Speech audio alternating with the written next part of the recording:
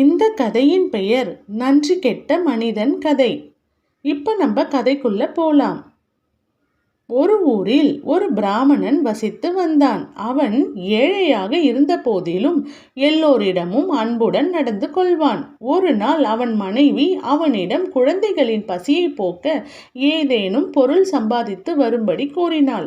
பிராமணன் புறப்பட்டு சென்றான். அவன் அருகில் உள்ள நகரத்திற்கு ஒரு காட்டின் வழியே சென்று கொண்டிருந்தான். அவனுக்கு மிகுந்த தாகம் எடுத்தது. அவன் தண்ணீர் எங்கே கிடைக்கும் என்று தேடிக்கொண்டு வந்த பொழுது ஒரு பழைய கிணற்றை கண்டான். அதனுள் எட்டி பார்த்த பிராமணனுக்கு ஒரே ஆச்சரியம். அந்த கிணற்றினுள் ஒரு குரங்கு, ஒரு பாம்பு, ஒரு புலி மற்றும் ஒரு மனிதன் ஆகியோர் இருந்ததை கண்டான். அவர்களும் அப்பிராமணனை பார்த்தனர். உடனே அவர்கள் மகிழ்ச்சியினால் கூச்சலிட்டனர். அன்பானவரே, நாங்கள் தவறி போய் இக்கிணற்றில் விழுந்துவிட்டோம். ஒருவர் உயிரை காப்பாற்றுவது மிகவும் புண்ணியம் என்று கூறுவர். எனவே என்னை வெளியே தூக்கிவிடுங்கள் என்று புலி முதலில் கூறியது. நீயே ஒரு கொடிய மிருகம். நான் உன்னை காப்பாற்றினேன் என்றால் நீ என்னை கொல்ல மாட்டாய் என்பது என்ன நிச்சயம் என்று பிராமணன் புலியிடம் கேட்டான். உங்களுக்கு எந்த ஒரு தீங்கும் நான் விளைவிக்க மாட்டேன். பிராமணனை கொல்வது கொடிய பாவமாகும் என்று புலி கூறியது. அதனால் பிராமணன் புலியை கிணற்றிலிருந்து காப்பாற்றினான். பிறகு குரங்கு அவனிடம் தன்னை காப்பாற்றும்படி கெஞ்சி கேட்டுக்கொண்டதால் அப்பிராமணன் அக்குரங்கையும் வெளியே தூக்கிவிட்டான். அடுத்து பாம்பு தன்னை காப்பாற்றும்படி வேண்டியது. தான் பிராமணனை கடிக்க மாட்டேன் என்று உறுதியளித்தது. அதனால் அவன் அந்த பாம்பையும் கிணற்றிலிருந்து விடுவித்தான். இப்பொழுது புலி, குரங்கு, பாம்பு மூன்றும் கிணற்றிற்கு வெளியே பத்திரமாக இருந்தன. மனிதன் மட்டுமே அந்த கிணற்றினுள் இன்னும் இருந்தான். அன்புமிக்கவரே, அந்த மனிதனை கிணற்றிலேயே விட்டுவிடுங்கள். அவன் ஒரு நம்பிக்கை துரோகி. சந்தர்ப்பம் கிடைத்தால் அவன் உங்களுக்கு தீமை செய்வான் என்று புலி கூறியது. பிராமணனை புலி எச்சரிக்கவும் செய்தது. பிறகு அது பிராமணனிடம் ஏதேனும் உதவி தேவைப்பட்டால் தன்னை வந்து பார்க்கும்படி கூறிவிட்டு அங்கிருந்து சென்றது. குரங்கும் பாம்பும் கூட அவனுக்கு ஏதேனும் உதவி தேவை என்றால் தங்களை வந்து பார்க்கும்படி கூறி சென்றன.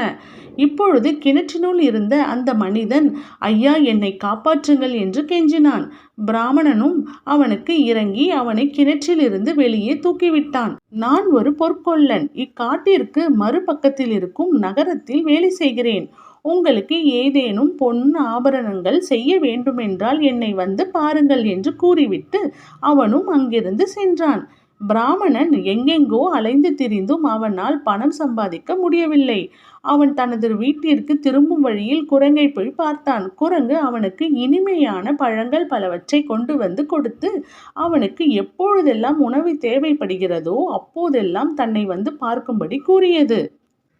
பிறகு அவன் புலியை காண சென்றான். புலி அவனை வரவேற்று அவனுக்கு தன் குகையில் இருந்த ஏராளமான பொன் ஆபரணங்களை கொடுத்து, இவையெல்லாம் ஓர் இளவரசனை நான் கொன்றபோது அவன் அணிந்திருந்த நகைகளாகும். நான் அவற்றை பாதுகாப்பாக வைத்திருந்தேன். எல்லாவற்றையும் நீங்களே எடுத்துக் கொள்ளுங்கள் என்று கூறியது. பிராமணனும் அது கூறியவாறு எல்லா நகைகளையும் எடுத்துக்கொண்டு பொற்கொல்லன் அவற்றை நல்ல விலைக்கு விற்று தருவான் என்று எண்ணி அவனிடம் சென்றான்.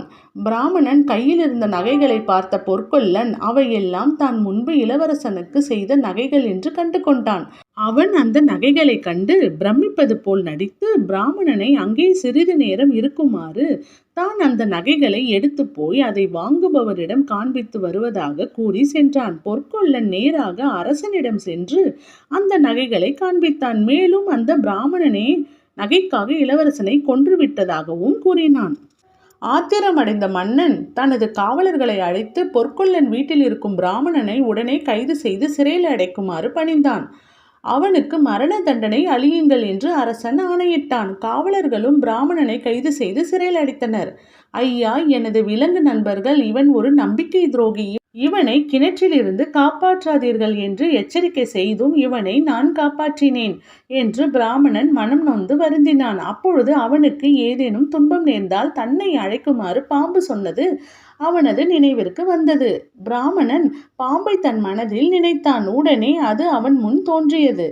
தான் அவனுக்கு என்ன செய்ய வேண்டும் என்று கேட்டது. நான் இந்த சிறையிலிருந்து விடுதலை பெற விரும்புகிறேன் என்று பிராமணன் கூறினான். என்னிடம் ஒரு திட்டம் இருக்கிறது. கவனமாக கேளுங்கள். நான் ராணியை கடித்து விடுகிறேன். உங்களை தவிர அவளை வேறு யாராலும் காப்பாற்ற முடியாது என்று கூறிவிட்டு பாம்பு அங்கிருந்து ஊர்ந்து சென்றது.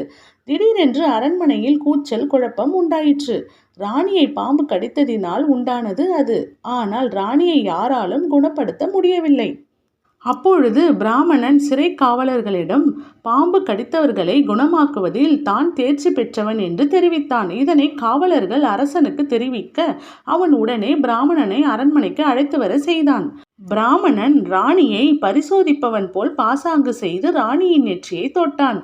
உடனே அவளிடமிருந்து விஷம் இறங்கியது. அவள் உயிர் பிழைத்தாள். அரசன் மிக்க மகிழ்ச்சி அடைந்தான்.